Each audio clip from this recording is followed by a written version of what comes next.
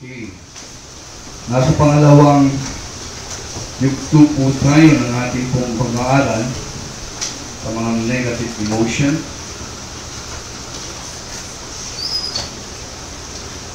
At sa umagang pong ito ay tunay na tayo ay makinig. Pagkatalan ko po na magiging pakinabang po sa ating ang mga pinag-aaralan po natin. Kung kayo po ay aking tatanungin na tungkol po sa emosyon na ating pong nararanasan sa ating buhay. Sa palagay niyo po kaya, alin sa mga emosyon na ito ang napakahirap o mahirap po sa inyo na ito ay makontrol? No? Siguro marami po sa atin ang magsasabi na ang isang emosyon na napakahirap para makontrol sa buhay ko ay yung emotion ng anger o galit. Sino po dito hindi marunong magalit? Praise the Lord, ang malaki nagagalit. Lahat po tayo meron doon mga bahay. Alam niyo po ba ang galit o anger, ito po ay universal na problema ng maraming mga tao. Hindi lamang po ito nakalagay o nararanasan po ng isang grupo. Hindi lamang po ito para sa isang bansa o mga tao. Hindi lamang po para ito doon sa mga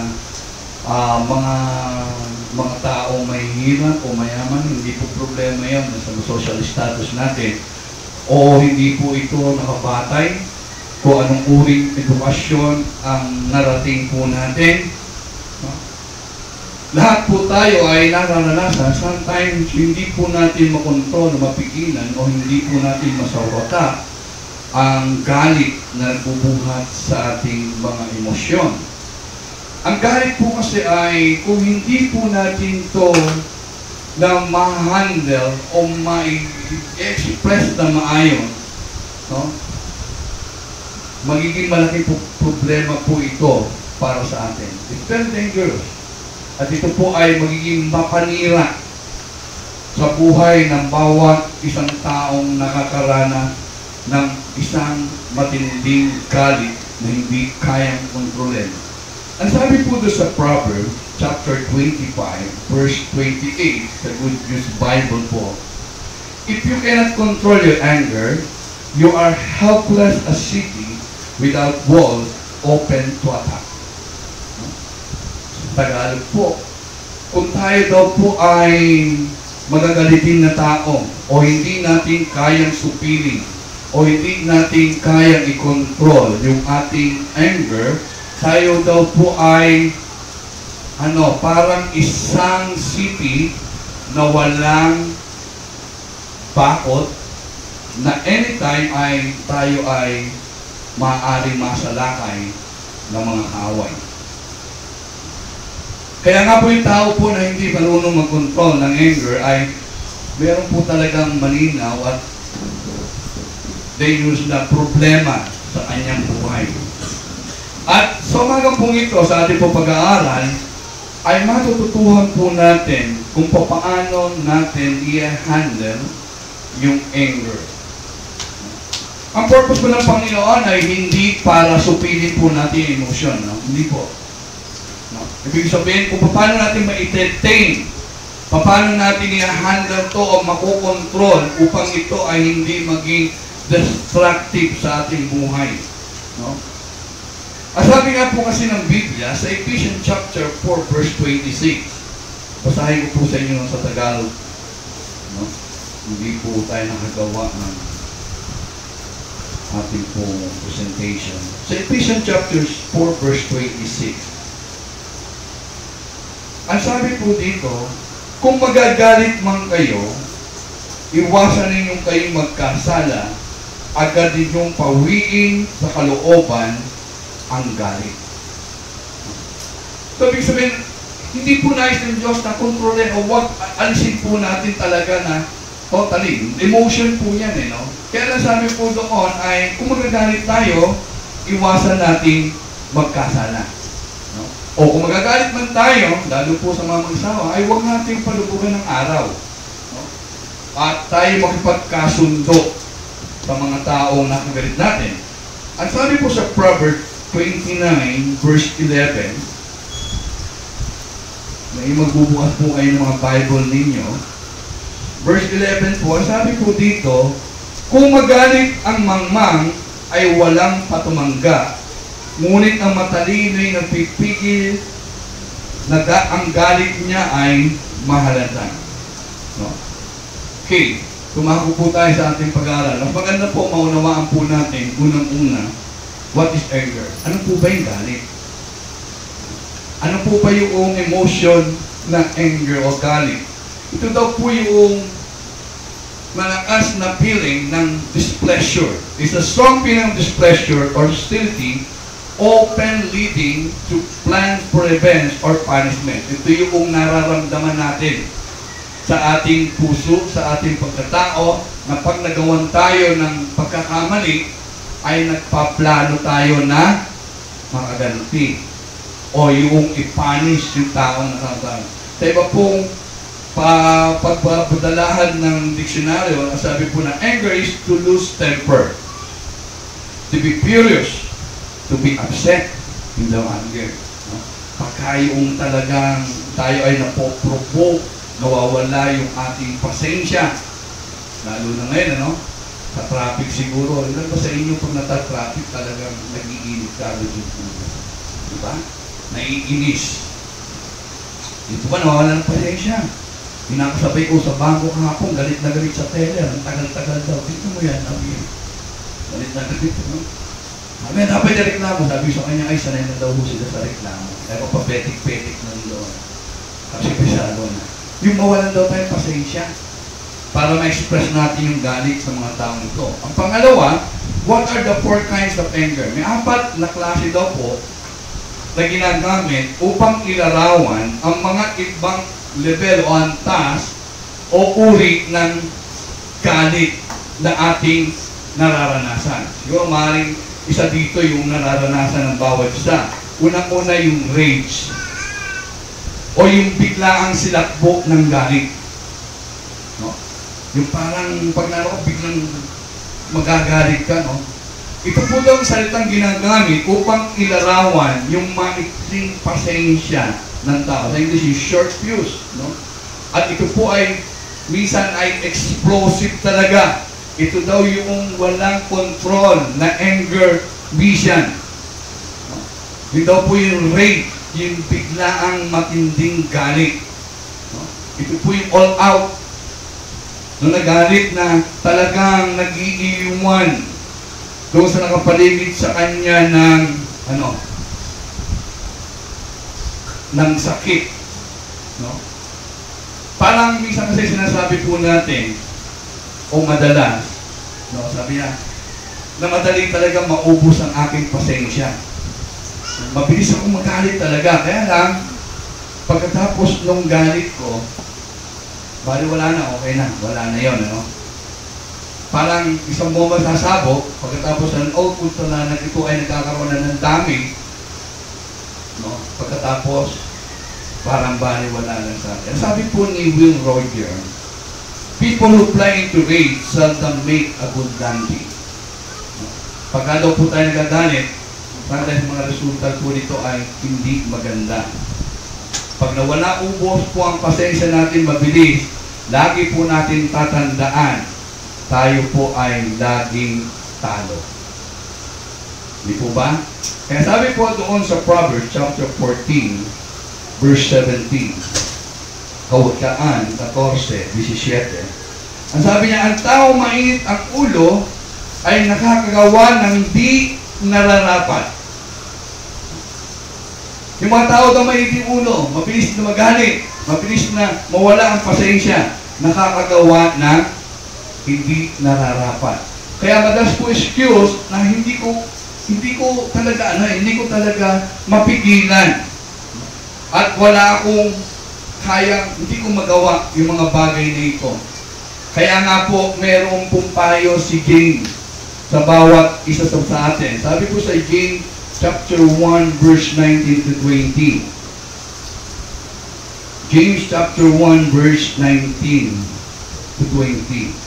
Ang sabi niya po, payo niya sa mga Kristiyano, sa atin po, tandaan ninyo mga kapatid kung minamahal, matuto kayong makinig, dahan-dahan sa pagsasalita, at huwag agad magagalit. Huwag daw agad magagalit. Matuto tayong makinig muna. Dahan-dahan tayong magsalita at huwag tayong magagalit. Yung rage po, ito po yung uri ng galit na dapat nakokontrol ng bawat isa. Dapat po natin makontrol sa ating buhay. Ang pangalawa po, yung ura. No? Yung matinding puot. W-R-A-T-H. No? Ito po ay naglalarawan na isang galit na gusto gumanti.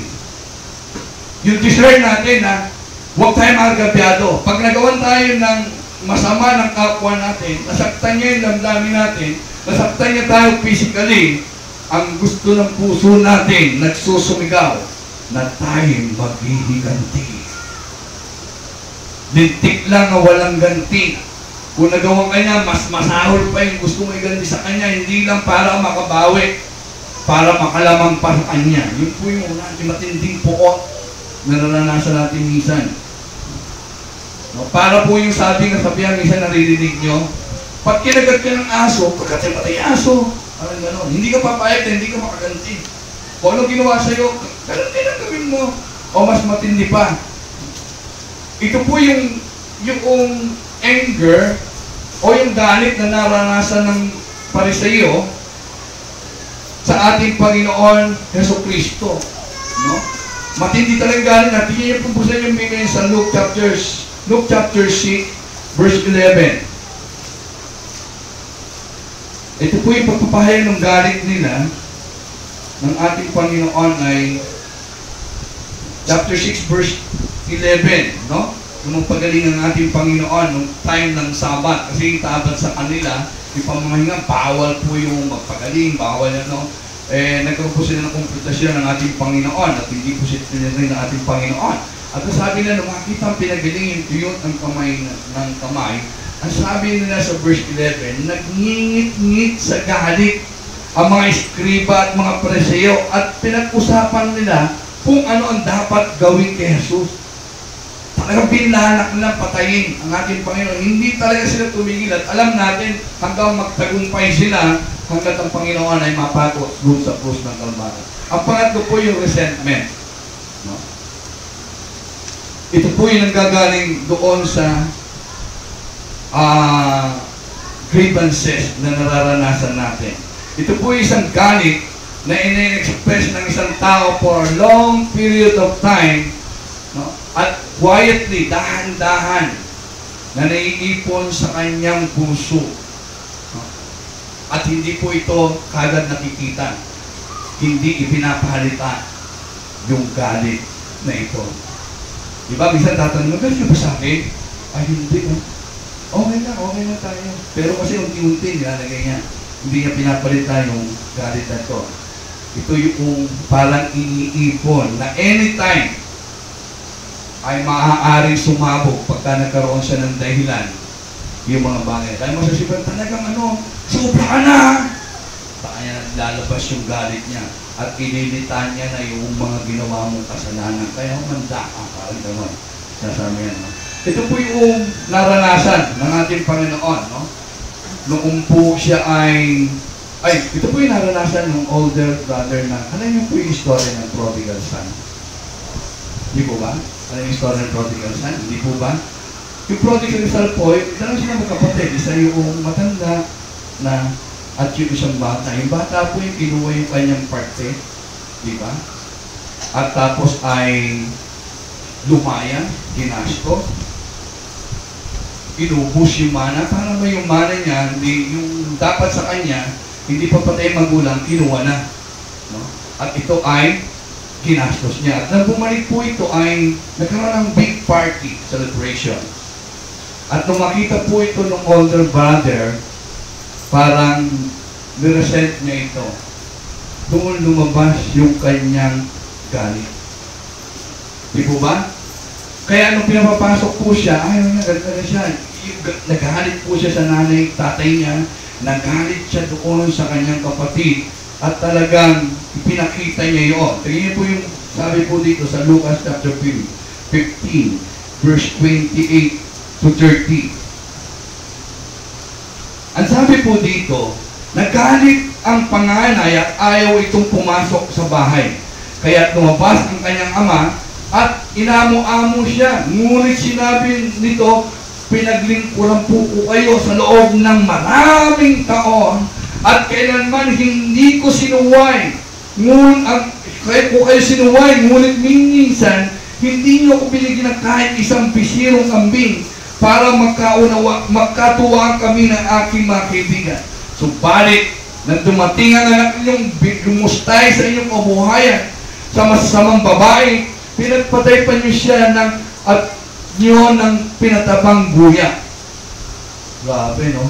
Doon na lumabas yung talagang kanyang resentment, yung galit na ito sa kanyang magulang.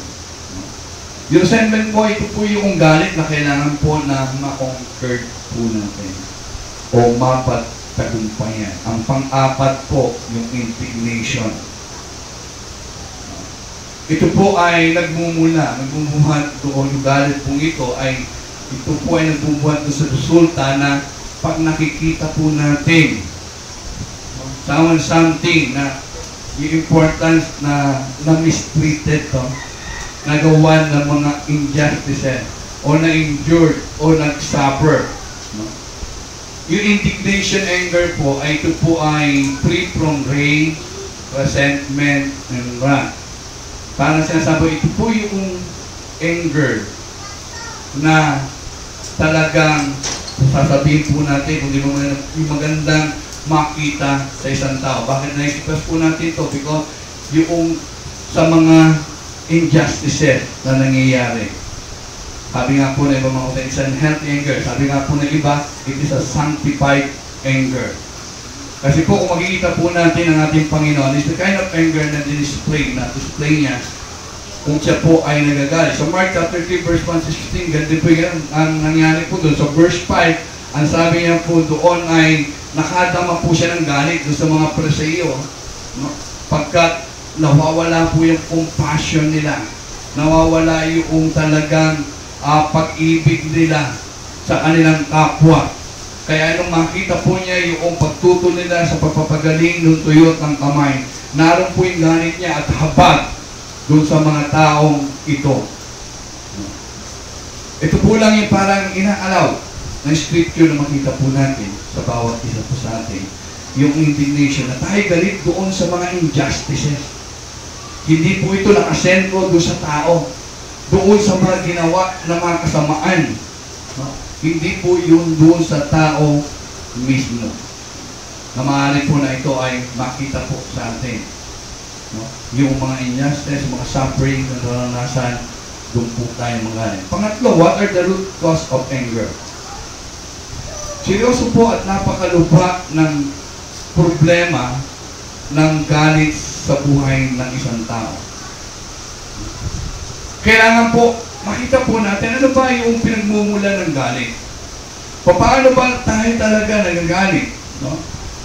Kasi po yung ating po nararanasan, ito po yung mixture, no, ng mga past experience natin sa buhay na manaranasan natin at ito po ay nagsasurface lang o nakikita lamang pagka mayroong mga event na nangyari at muling naalala natin yung mga nangyari sa ating buhay ng mga nakaraan. No?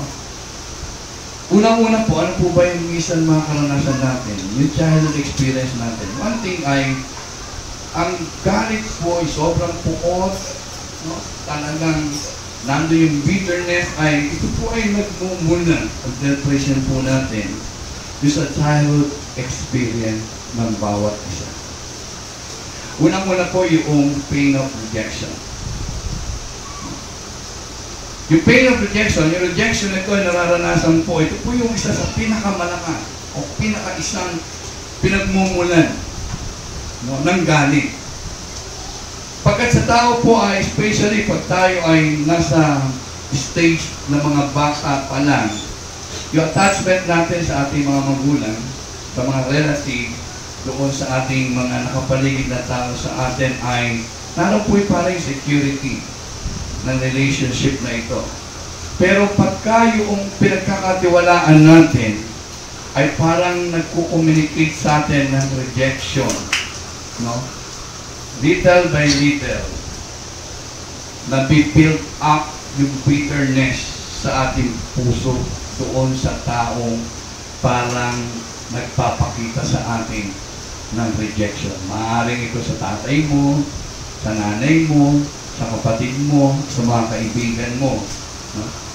Isa po napakagandang example ay usually nangyayari ito yung bitterness and anger na nagbubuhat sa kabataan pag naghihiwalay po yung mga magulang. Pag nakikita nila yung kanilang mga magulang ay hindi nagkakasundo, nag-aaway, meron ng mga physical na mga nangyayari. No? Doon po nagsisimula kasi natatandaan po lahat ng mga bata yan. No?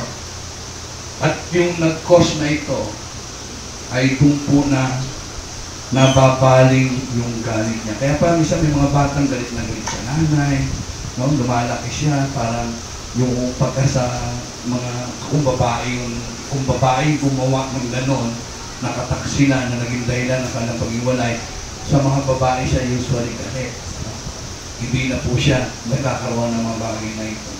Kasi yung nakikita po kasi sa ating kapaligiran ay natatandaan ng mga bata. Maaaring minsan sa television. Kahapon po pagpunta po doon sa Bible study, meron pong birthday yan po doon. Alam nyo na nalungkot po ako. Alam nyo kung bakit? Kasi may clown doon, tinanong yung 2 years old lang daw pala yan kung kikita. Sabi ng clown, ano gusto mo paglaki mo? Usually, anong sagot ng bata? Ano? Doktor, o ano? Alam niyo sinabi ng bata kung ano gusto niya?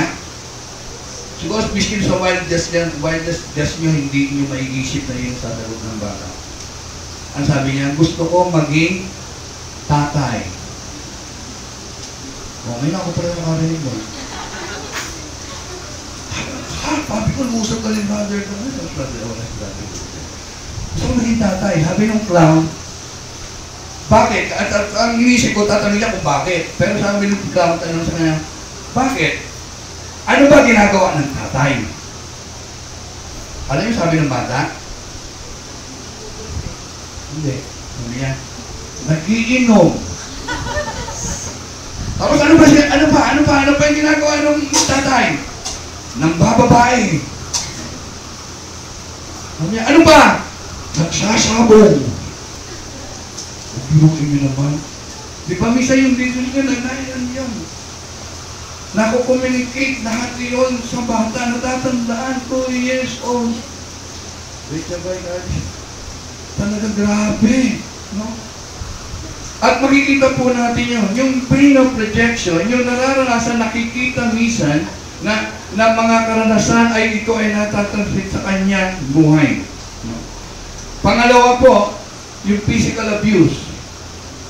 Hindi po ba? Minsan yung bata, kumagulpi ng tatay, kung wala man siyang tatay o nanay. No? Sabi tuloy yung isang Bible study na matayang anak. Sabi niya kasi yung anak daw niya, sabi niya, oo nga, sabi ng isa. Kaya nga pagkagalit yung nanay niya, pag lumapit siya, pinapatukan mo eh. Tanda yan, ha? Yung physical abuse minsan. Yung minsan, yung stepdad naman, nakikita niyo ba, di ba? Okay, yung stepmom, o yung other people. Ano po ito eh, natatandaan ng bata. Ito yung nagkakaroon ng bitterness sa kanya. Pangatlo yung sexual abuse. Lalo po masakit pagka yung within the family. Nangyari po yung sa kanya yun. Talaga yung galit naroon. Naranasan po natin, nagaan po kami ng TGR. Kaya pala ganun ang galit niya. Naabuso siya ng pinsan niya. Talagang nagmamanifest yung galit niya. Lumalabas talaga mga bagay. Pangapat, yung mga verbal abuse. Sabi nga natin, isa yung nagpapababa ng pagtitiwala ng isang tao. No? Pero minsan, naiinsulto mo siya, talaga naabuso mo yung buo niyang pagkatao. Hindi po ba? Minsan, kung mamura-mura yung mga bata, yung bagay ito, kaya sabi nila, suntukin mo na lang kaya ako, huwag mo lang akong murahin. Di po ba? Pagka yung mga bata, talagang natatandaan po nila yan. Yung mga bagay na yon. Lalo na po yung pang-insulto sa kanyang pagkatao. Bisa maling mo kasi tatanga-tanga mo. Bobo mo kasi talaga. Wala kang pag-asa sa buhay talaga. Lalo na yung napakasabi po natin mga physical na kainuan ng tao. Buong pagkatao niya nilalahit mo. Panlima. Ito po talaga. Favoritism. Sino po ba yung mga nanay dito na may mga paboritong anak? Ha? Minsan hindi po naiwasan yun eh. Di po ba ito po yung madalas na nakikita po sa pamilya? Hindi po natin alam na yung isa, parang kinukommunicate po natin sa kanya yung feeling of rejection.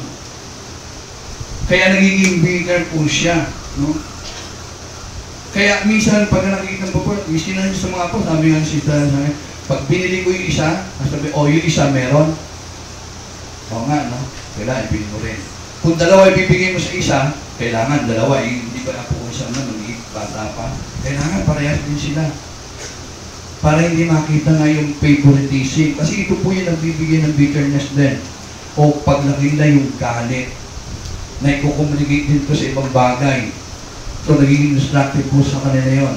Ito po yung nangyari kay Jacob. Alam niyo po si Jacob, di ba? Noong paborito niya, si Joseph. Ginawa niya napakaganda mga siguro. Siya yung pinaka-paborito. Alam niyo na naramdaman ng kanyang mga kapatid, hindi po ba galit? Galit na galit sa kanya, hanggang pinalak nga siyang patayin eh. Para mawala siya sa landas nila eh. Alam niyo, minsan tayo po ay one way or another guilty.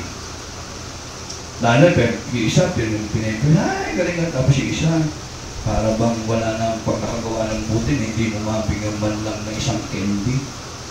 Hindi mo man masabi mo, kaya anak, ang ganda ng ginagawa mo, ang galing niya. Alam nyo, tayo rin po yung gumagawa din talaga niya, naglalagay ng galit sa puso ng mga anak natin. Kaya kung may paborito po kayo, simulan nyo na alisin yung mga paborito ninyo. Gawin yung pantay, ang pangtingin nyo, miski na sa academic, ng achievement nila, miski na sa mga kanilang mga mukha. Kung yung isa tingin nyo ay hindi mo parang anak, tanggapin mo rin yan. Marami ang cute-cute nito. Isa, ay, akit ka. Anak balita. Di po ba? Okay. Ito rin po. Maging maingat po rin tayo. Yung false accusation. Madalas yung bata o yung ibang tao, simulan po tayo, madalas nabibigyan natin ng maling paghuhusga. Di po ba? Kaya minsan tayo, pag nagusta, pagka pa lang sa pananamit, sa look, nahuhusga natin kagad yung tao eh. Hindi po ba? Balik po yun eh. Kaya lagi po nating alalahanin na ang pangalan ng isang tao ay napakahalaga sa kanya. Yung reputasyon ng isang tao ay napakahalaga sa kanya. Kaya wag po natin basa-basa na i-accuse po siya. Sometimes, Marik, diba? Ikaw magnanakaw ka eh. Kinuha mo eh. Tayo lang nandito eh. Alam niyo, yung po yung iiwasan ko sa amin. Yung pagkat hindi talaga natin nakikita, Ano, may magagawa kang nawala sa inyo, tapos magbibintang po tayo. Mahirap po yun. Pero na, kung talaga nakita nyo, okay, narinig na, sabi-sabi, tapos sasabihin nyo kagad sa kaibigan nyo, ikaw talaga chismosa ka. Mahirap po yun. Kasi kita niyo, sabi po ni Haring Solomon, na sinulat niya sa Proverbs 22 verse 1, gaano po kahalaga yung reputasyon at pangalan ng isang tao na all of a sudden, dahil lamang sa ating obsesyon, ay gagaling po saan. Sabi ko, mas mabuting piliin ang malinis na pangalan kaysa pila at ginto o anumang kayamanan. Kaya, beware o be cautious na tayo po ay mag-akusa ng mali. Okay? Minsan naman po, ito, naranasan po namin ito. Pagka natetreten yung ating source of income. Para yung siya yung maaaring mag-alis ng iyong pinagkakakita. Usually, nangyayari po ito sa negosyo. Okay, bising sa mga, yung punto sa mga empleyado, di ba? Nangyayari din po yan. Kasi naranasan po namin yan nung kami po ay nasa Ever. No, yung dating katabi namin, we are in good terms. Sa kanya kami kumukuha ng mga cellphone dahil nagsisimula po kami noon. No? Kaya lang, nagsimula pong nagalit ng todo-todo sa amin yun. Noong talagang natabi po kami sa kanya sa pagtitinda ng cellphone, which na ipinagpaalam ko sa kanya dahil isang pwesto namin ay sasaraduhan na for the meantime, sabi ko, pwede ba na dito muna namin ibenta yung cellphone. Buhat noon. Grabe ang galit na ginawa. Nakita po namin. Ichinismis kami sa buong Ever.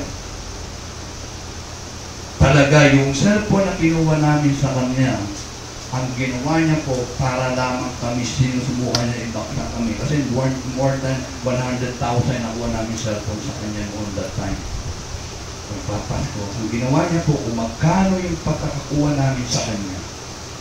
Tingnan yung gano'ng katitigalit, sabi ko. Kung ba 2.5 po namin nakuha yung cellphone, 2.5 niya po ibinebenta. At nilagay niya talaga ng paskel doon sa pagtapat sa pwesto namin, makikita yung presyo ng 2,500. Kaya pag nandun ako, medyo tinatapang ko. Kaya bisan, pag nakita yon, ibinibigay namin, wala kami tubo para mabalik lang yung aming puhunan. Kaya minsan, alam niyo ng mga tao pero minsan ang mahalaga wala silang pakialam. Pag natitreat mababawasan nyo ka ng kikitain, ganun po yung gagawin po nila. Pang-apat, yung mga simple attitude natin and action. Along doon sa ating mga childhood experience, no, yung mga personal experience po natin, ito po yung nagdadagdag, no, ng galit sa ating buhay. Una-una, ito po yung mga attitude. Watch out, tignan po natin. Una-una, pride. No? Ito, lahat tayo may mga pride. Masabi nga lang minsan, bising na fried chicken, meron po tayo. Minsan, pagka yung ating mga ideas, opinion, mga option, yung mga binigay po natin ay parang binabarila na, hindi pinakikinggan. No? O kaya, napapasok yung ating territory. No? Natatapakan yung ating, yung sinasabi natin na napabypass tayo. Hindi nagpaalam sa atin. Ako, umuusok na yung ulo natin. No? Kaya yung pride, isa po yung bagay na dapat natin. Pangalawa po, yung personal fault. Ano po ibig sabihin? Yung ating sa sarili mga kamalian. Minsan, pag tayo ay nag-fail o nakagawa ng isang kasalanan, no? Nagkaroon po ito sa atin ng parang frustration sa ating buhay.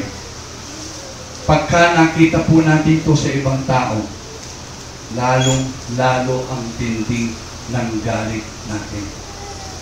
Narinig niyo po ba yung madalas na mga kasabihan? Ang magnanakaw ay galit sa kapwa magnanakaw.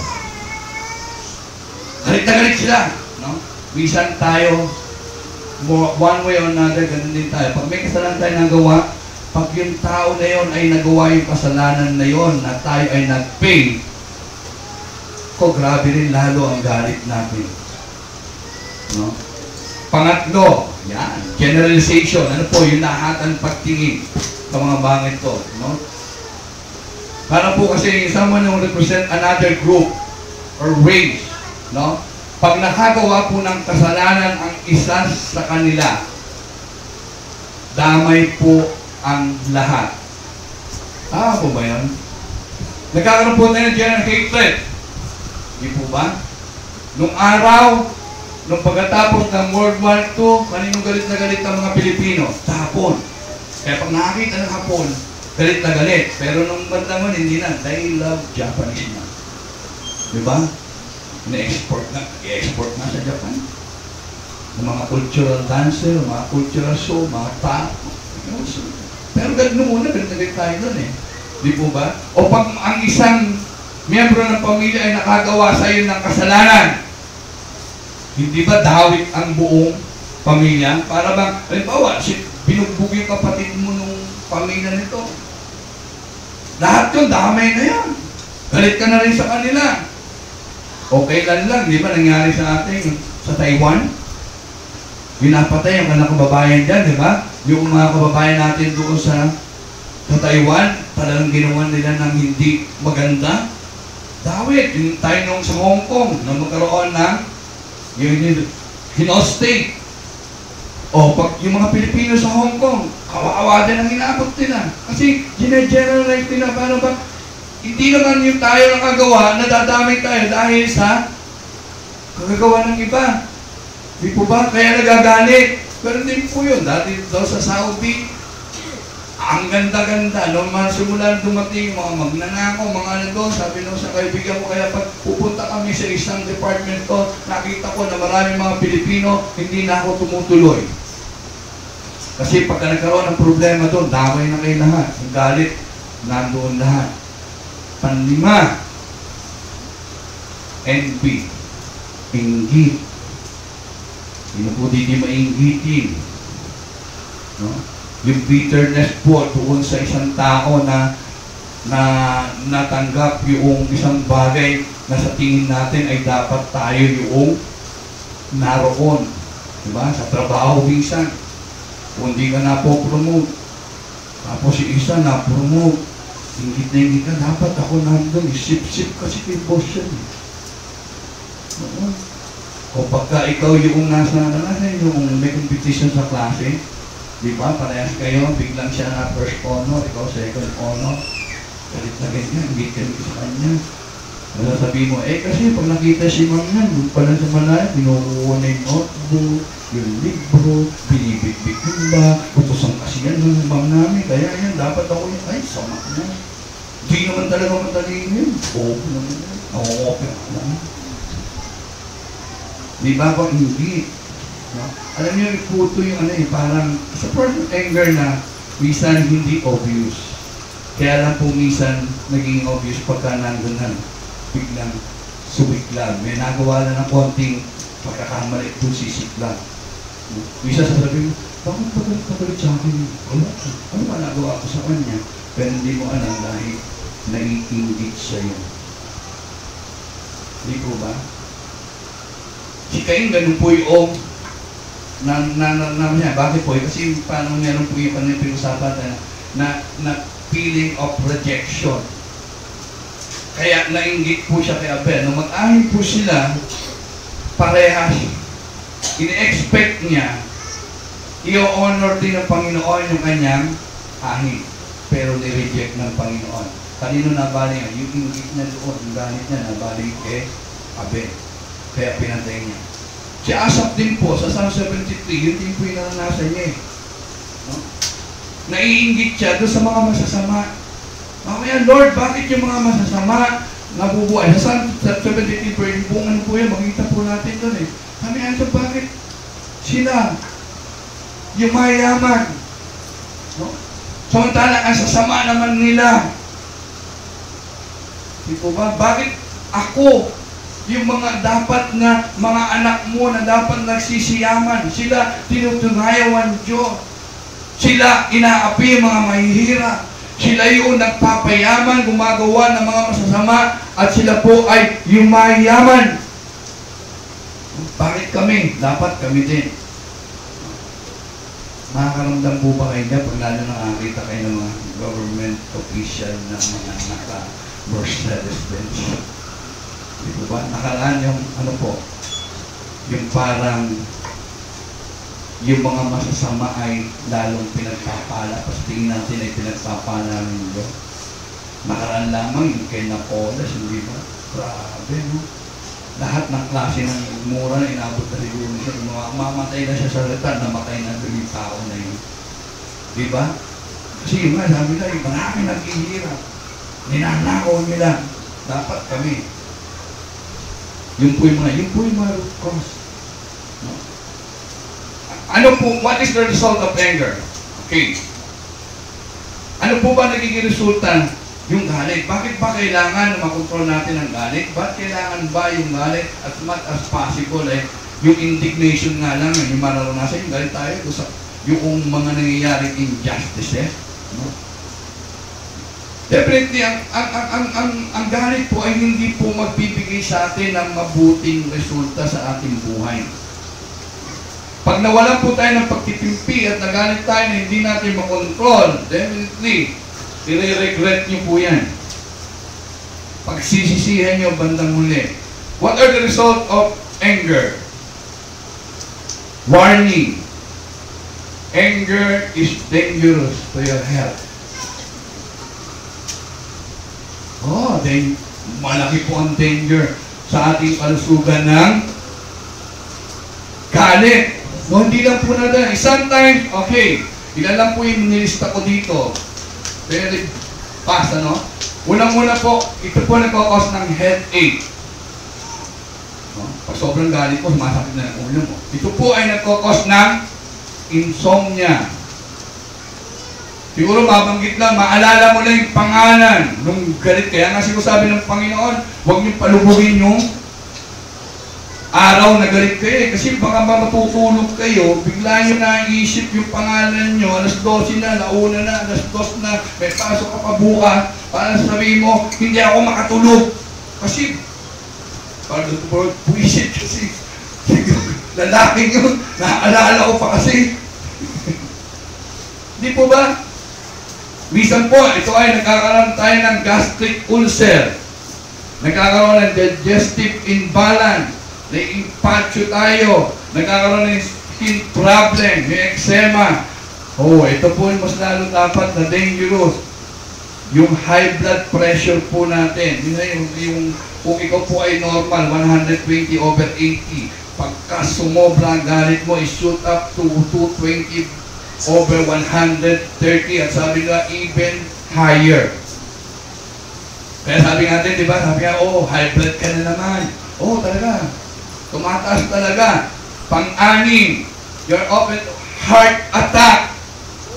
Those explosive temper, no? Ang sabi po nila, yung arterial calcium deposit po, no, ay nagkakaroon ang bawat isang tao. Ito daw po yung primary indicator ng heart attack, na may risk ka na ng heart attack. Nagre-risk ang ating heartbeat ay pumapalo na 180 beats per minute. Tinatanong ko sister din, nakalimutan ko tulikihan ng tanong, ano ba may normal na heartbeat? Sabi niya, kung hindi ako nagkakamali, mga 60 to 70. Ano ko sa mga nakakano? Pero ibig sabihin ito, talagang bumibilis, ano? So yung puso mo talagang grabe, no? Ang sabi po ni Bruce Nye, sa pong doktor, sabi niya, anger can make stress hormone surge and injured blood vessel lining. Yun daw po, no, pinatataas po daw po ito yung stress hormone natin, at ang nagiging cause nito ay na-injured yung blood vessel lining. Pero sabi nga po, but repressing anger is also dangerous. Yung po daw kinukuyog, tinitimpi, yung niipon, ay mas lalong ito nakakasama sa atin. Ang sabi po ni Dr. John Denolet, no, ng Tilburg University in Netherlands, nanguna po siya sa isang study ng heart disease patient. At napanaw nila na yung man nagre-repress, yung kinukuyong, tinitimpi yung galit, hindi ni-express, nagiging 3 doble daw po ang risk ng heart attack. Kaya nga, pag timpi ka lang ng timpi, sumasakit sa puso nila, ano? Pang-7, it leads to stroke. Yung uncontrolled anger can trigger the bursting of brain artery. Minsan doon, nagkakaroon ng clot, nagka-clot, at maaaring ito ay dali ito sa mga o yung burst, pumuputok yung mga ano po rito. According to Center for Disease Control and Prevention, inamin po na 85% ng lahat ng mga disease ay ito po ay merong malakas na link sa mga emotional problem o state na nangyayari sa ating buhay. One is anger. Okay? Warning. Anger is dangerous to your health. Pangalawa, it's not only dangerous to your health, it is also dangerous to other people. No? Malakas din ang danger ko sa ibang tao. Pag ikaw ay galit na galit, no? Para po yung sumisilat mo ko, no? Para daw po itong walking time bomb, anytime ay po pwedeng mag-explode. Kaya minsan sabi, ay hindi ko talaga maano, hindi may iwasan. Sabi nga po sa inyo, kung tatandaan nyo, sabi ko nga ako, meron may biglang galit, binabanday si Talo sa akin, pero pag alam niya, magagalit na ako. Mahirap po yun. Okay, kita nito ang sabi po ng Bible, sa Proverbs chapter 14 verse 17a, sa Living Bible, sabi niya, people with hot temper do foolish things. Ito po magagalitin, nakakagawa ng mga bagay na kalokohan. Mga pangalawa, sa Proverbs 29, verse 22a, an angry man stir up strife, and a furious man abound in transgression. Yung solemn verse of anger pa sinasabi po natin kanina, marami po na pong disgrasya dyan. Natatandaan yung few years back, matagal na panahon na, yung estudyante ng Lasal, kung hindi po ako magkakano, si Elton Magwan, saka yung isang inchik na mayaman, Rolito Go, ay, alin yung pinagmulan po, no? Traffic lang. Hindi na nagkabigayan. Pinawin. Patay. O si Rolito Go, napunta. Nakulong din siya. Tatanda ko, may nagkwento sa akin, na isa daw teenager, inungahan yung medyo senior citizen sa paradahan. Tapos, pinalahi ka pa yung, ngayon ay, iba na talaga yung magaling magmay. Mga Mercedes yan. Umatras daw yung Mercedes, pinangga yung kotse niya, para iniwanan siya ng calling card, iba na, mayaman.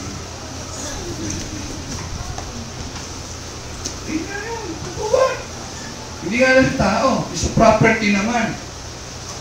Inasal ko na ba nasira yung nakikita ko kayo nagkagalit pinalipag yung cellphone. Hindi po ba? Sabi po sa recently na, diba na kami nangyari sa PBA, sino po yung nagsuntukan doon? Sila Pinggris, sila Agon, mga bago, hindi po ba? Oh! Bakit? Hindi na kontrolin na biruin mo live in television throughout the Philippines. Inahan yun si Pingley. Sinuntok. Sabi daw ng anak niya nung isa, Papa, why do you hit the man? Sabi niya, babawi na naman. Oh, sorry. Kung mong gagawin niya sa ibang tao. Because of the outburst of anger. Diba? Hindi lang nakagawa siya ng kalokohan, napahiya sa lahat ng mga tao na nanonood, dumahanga sa kanya, pati sa anak niya. Nagkaroon ng batik yung pagkilala sa kanya ng anak niya. Hindi po ba? Kaya dangerous to other people po yun. Sa mga property, ay ganun din po ang mga nangyayari. Di ba? Kung ano mahawakan. Okay. Hindi lang po yun. It affects you emotionally. Hindi po tayo talaga mapanatag ang ating mga emosyon. Heart na tayo mag-trust ng tao. Yung parang pinning na tayo naghahanap ng mga kamalian sa ibang tao. Talagang kulang na tayo sa pasensya. Kulang tayo mag-please. No? Emotionally, nakaka-affect po din sa akin to. It affects your relationship. Ano-ano mo din mga relasyon yung nakaka-affect po dito sa family member natin. Pagka tayo ay magagalitin. Hindi po ba? Ganun ba kayo ng pagkinakaon? Ano bakit? Bisa tuloy o kaya ikaw na lang kaya magsabi doon. Hindi nga! Kung sigawan ako yan, mapatuwa pa ako na. Ikaw na lang kaya. Hindi po ba? O kaya sa friend, di ba? Hindi may mga kaibigan nyo medyo magagalitin.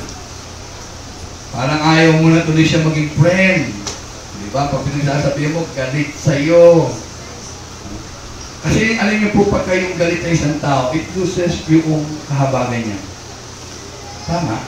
Kaya nga minsan, yung mga krimen na nagaganap, kung hindi po ito related sa mga drugs na sobra, yung sobrang galit naman. Sabi niya, grabe, pag sobrang galit ng tao nito, bakit naman? Aba, kung dalawa saksak lang, patay na ito, tinatad eh. Parang ginawang tinatad eh, 16, 18, saksak. Hindi po ba? So, naano po ito sa relationship natin. Kaya nga minsan, it extends sa violence. Sabi po ni Dr. Dobson, anger erodes relationship. It loses the ability to love. It loses the ability to love. Sabi po sa Proverbs chapter 18, verse 19, sa New King James Version, a brother offended is harder to win than the strong city, and contention are like the bars of a castle. Naghihiwalay.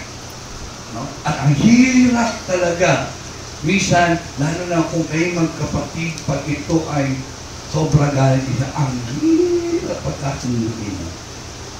Hindi po ba? Meron ba kayong ganyan? Mamaya. Okay. It affects your relationship with God. Always remember, ang controlled anger is a sin. Kaya nga po sa Ephesians chapter 4 verse 31, ito po yung isa na pinaalis, yung puot at galit sa ating buhay. It affects. No? Always remember, ang controlled anger is a sin. Pangalawa, God will not accept your worship.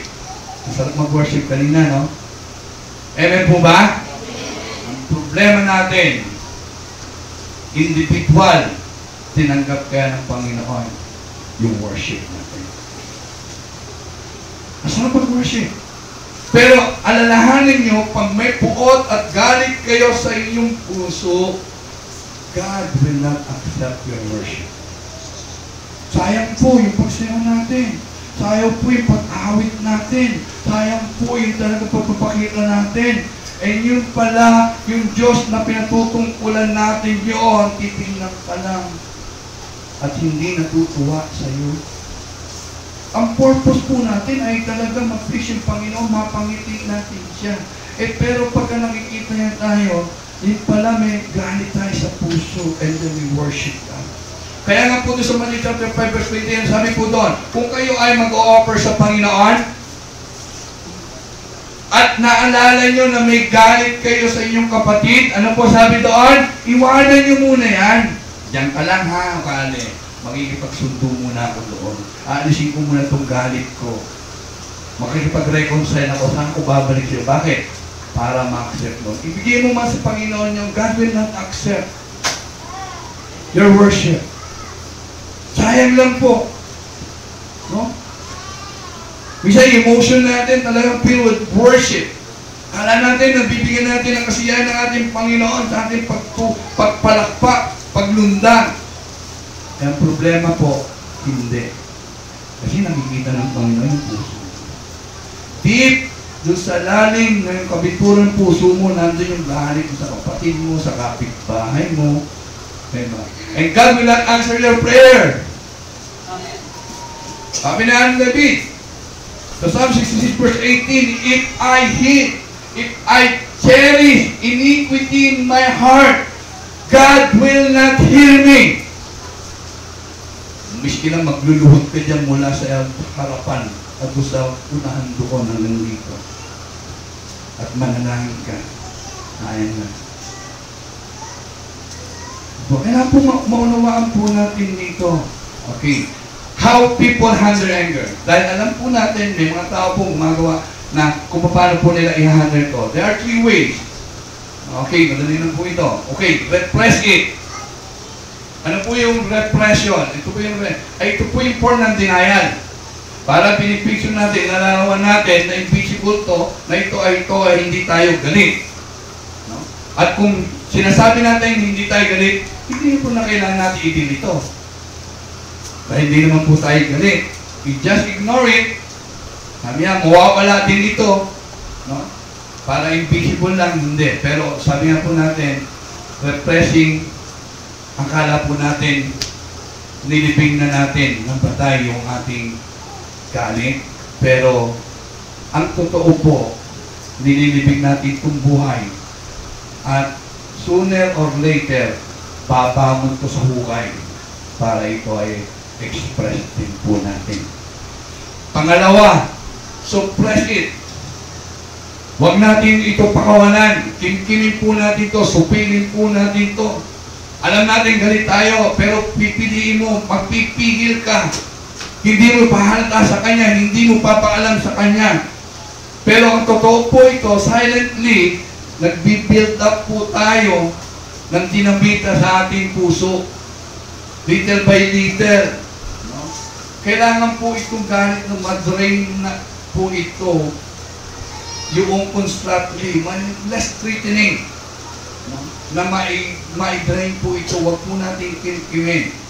No? Para experience natin na hindi in destructive way. Ito po siguro maaaring po nananan nyo. Maaaring ikaw, bawa, meron pong isang empleyado na nakagalitan ng kanyang boss. Ay, galit na galit talaga sa kanya. At hindi naman niya kasalanan at wala naman siyang alam doon.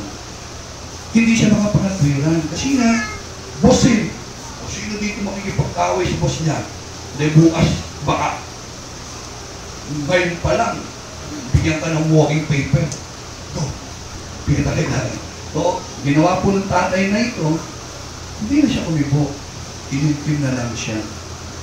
Hanggang siya ay umuwi sa kanyang tahanan, dahil hindi naman alam nung asawa niya nangyari sa kanya. So, binati naman siya. Sweetheart, nakangiti pa. How's your day in your work? Hey! Tigil ka nga dyan! Gusto mo ang ulo ko. May dalawang option po yung babae. Simhalan din niya yung kanyang asawa. Makipagpalitan din siya ng mga salita. Or, tumahimik na lang siya. Kimkimin siya. O, kim nyo lang. Kaya ang problema, dating yung teenage na baka ng lalahing anak niya. Mahal, mahal!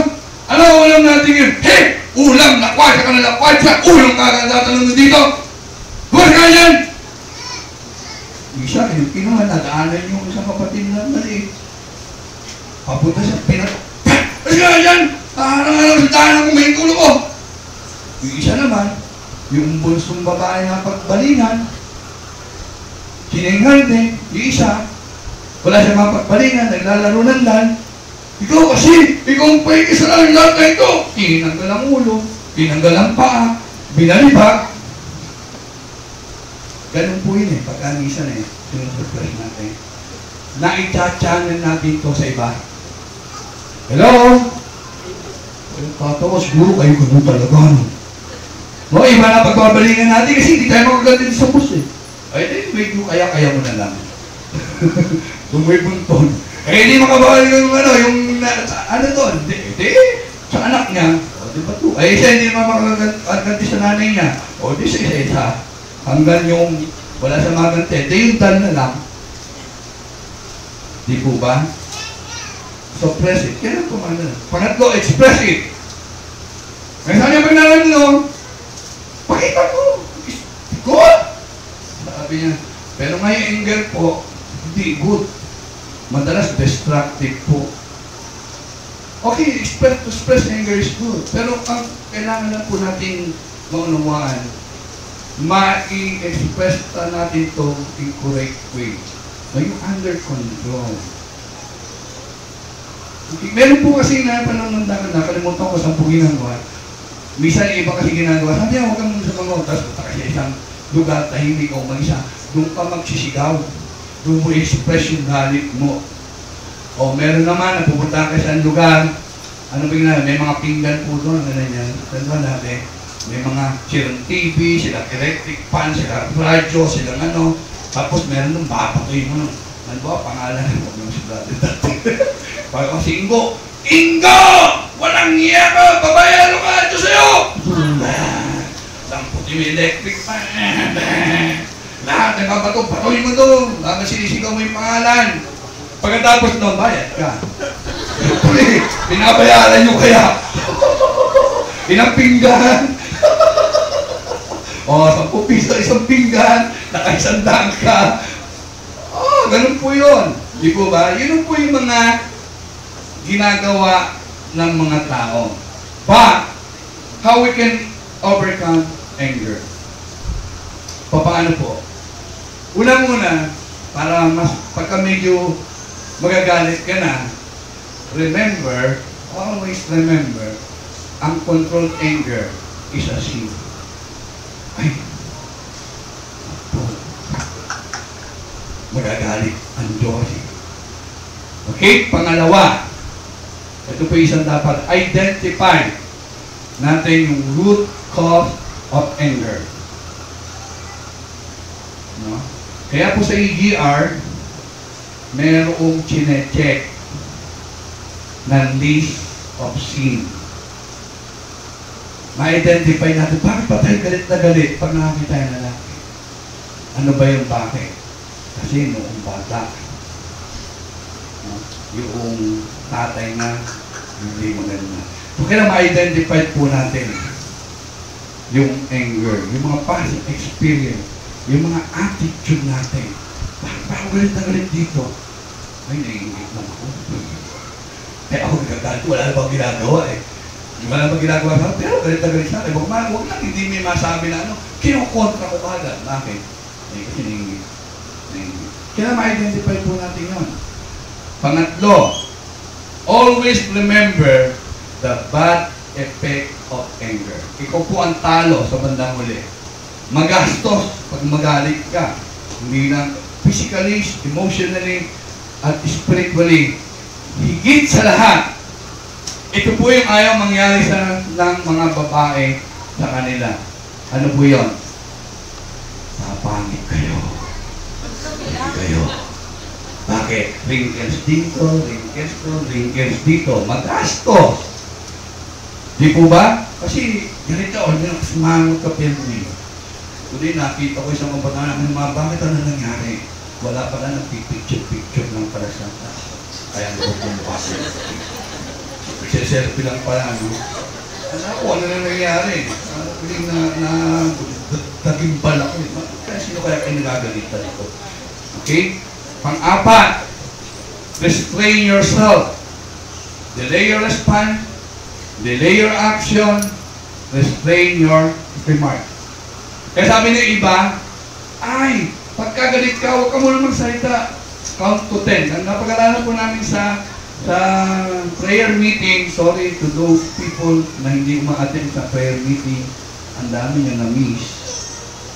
Naka-series kaya kami. No? Ganda ng mga lesson na binigtaan ng mga pastor natin dito. No? Habi doon, count your blessing. Count your blessing bago ka mag-respond. Bakit po? Ang sabi po sa Proverbs 16 verse 23 sa Good News Bible, intelligent people think before they speak. Uy, ganun pala. Kailangan kung matalino ka talaga, kailangan hindi mabilis yung. Kaya sabi nga ni James, di ba? Kailangan mabagal ka. Mag-isip ka muna, makinig ka muna. Huwag mabilis yung pagsagot mo. Okay. Proverbs 21 verse 23. Sa good news din po. If you want to stay out of trouble, be careful what you say. Kung hindi, mas lalo ka na marami makukuha kaaway. Ang sabi sa Proverbs chapter 14 verse 17 sa Living Bible, people with temper do foolish things. Tapos bandaman niya, ay, bakit ko ba nagawa ito? Sayang yung cellphone ko.